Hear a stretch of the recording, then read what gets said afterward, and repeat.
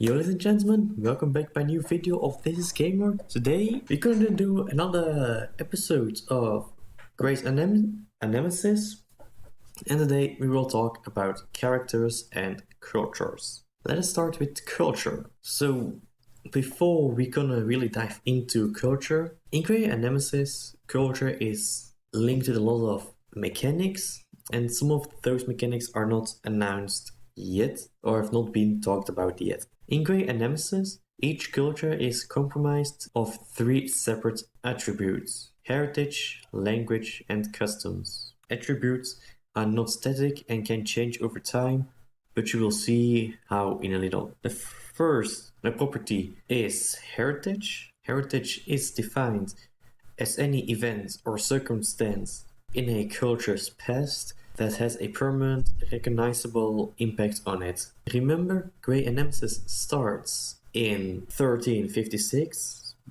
but it stretches a full 600 years beyond. Since heritage is supposed to be the bedrock of a culture's identity, it cannot be destroyed or altered. There are some exceptions. For example, new cultures emerging from old ones. The second defining trait of every culture is a language. Unlike heritage, language is a trait that may very well change during the course of the game. The final component of every culture is customs, which we define as any widespread activity or behavior that is practiced by members of that culture and that has meaningful consequences. Unlike heritage, a culture's custom can change over the course of the game. History is rife with examples of people adapting to circumstances. Grey Eminence is gonna try to design customs to reflect on that. Every custom has unique conditions that must be reached for a culture to adopt it and maintained for the culture to retain it over time. For culture, the developers of the game mostly took Portugal as an example. For heritage, language, and custom, the Portuguese have 2 primary sources of heritage: Roman, from that time as a Roman province,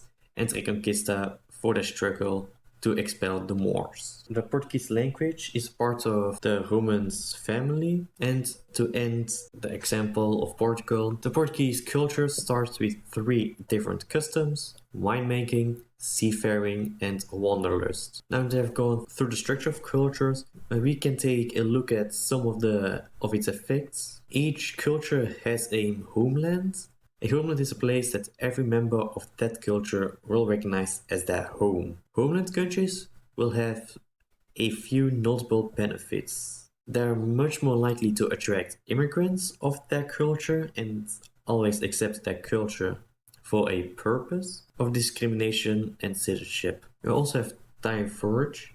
One of the mechanics that makes Grey Eminence's culture system dynamic is the ability of cultures to diverge to their own. They also have branches, groups, and supergroups. In the same way that Grey Eminence grouped languages into families, they also group cultures into branches, groups, and supergroups. These categorizations allow us to include cross-cultural mechanics, similar to the Roman heritage solidarity they used for the example with Portugal. And they will provide AI countries with a rough geographical guides on which countries they should care more or less about. Now let's go over to characters. Let's first do a recap of what there has been said about characters so far. They represent people with agency, which usually means rulers, elites, or their families. Their behavior is driven by explicit goals, which are in turn determined by their personality and life circumstances. Every character has a culture they identify with, a religion they profess, and at least one language they can speak. In addition, characters also have a sexuality and health. They are always physically located in a tile and can travel around. Crucially, they can own buildings and even have their own retinues. At the core of every character is their set of traits. There are 3 types of traits: personality, how I'm not able to pronounce this, for fuck's sake.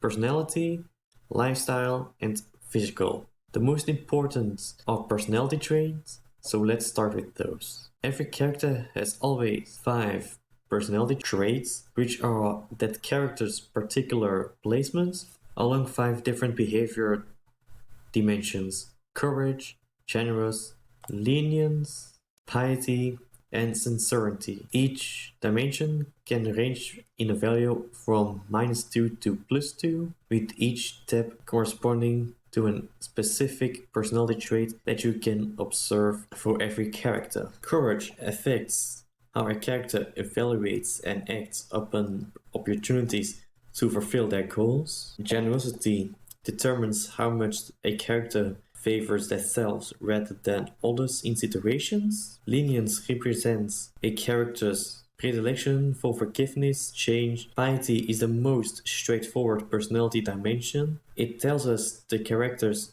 attitude towards religion and general spirituality. Sincerely has the widest potential impact on the character's behavior, because it allows characters to lie and misrepresent themselves. Unlike personality traits, lifestyle traits are not a fixed number and tend to accumulate over time. One of the processes through which characters gain lifestyle traits is education.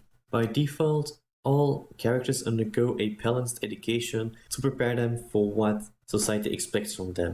You, the player, can influence this process and prioritize specific areas of studies. For example, if you're aiming for an expansionist playthrough, you can educate your country's heir in the art of war. Like lifestyle traits, physical traits are also variable. Some are genetic, though notably not all are expressed at birth. So in some cases, you may be in for a nasty surprise. In most cases, characters have specific goals that they want to achieve. Goals are determined by the circumstances of the character's life, while how they go about achieving their goals is dictated by their personalities. Goals fall into one of 4 categories: personal, social, political, and material. Personal goals orientates from a character's relationship with others. For example, a character that was bullied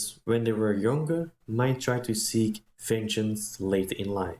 Social goals represent a character's push to change something about how society works. Such goals are rarer, yet can have significantly larger consequences. When multiple characters share the same social goal, they can form a faction to enact that desire, which you can try to suppress or assist. Political goals are primarily driven of change in Grey Eminence. The classic example for political goal is a character's desire to become the ruler of a country due to having a dynamic claim. Material goals reflect a character's desire to impact the physical world. How a character feels towards another character is represented as a specific altitude.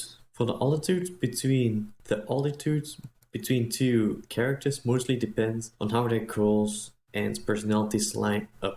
And to finish this video off, we're gonna talk about relations. Characters don't exist in isolation. They have families, which are their core relationships as they grow up. And over time will also make friends, enemies, and maybe even vassals or lieges. Family relations are implicit and almost always immutable, whereas friends and enemies can come and go. Some friendships emerge via events, others via common circumstances. Leading a successful war alongside a fellow knight might result in a blossoming friendship among all the carnage, whereas constantly facing the same opponent on the battlefield might create rivalry. Some relationships are reflected of non-personal circumstances, like already mentioned vassalage. That's a political relationship between countries, which also establish a personal connection between the rulers of the 2 countries. I hope you enjoyed this video.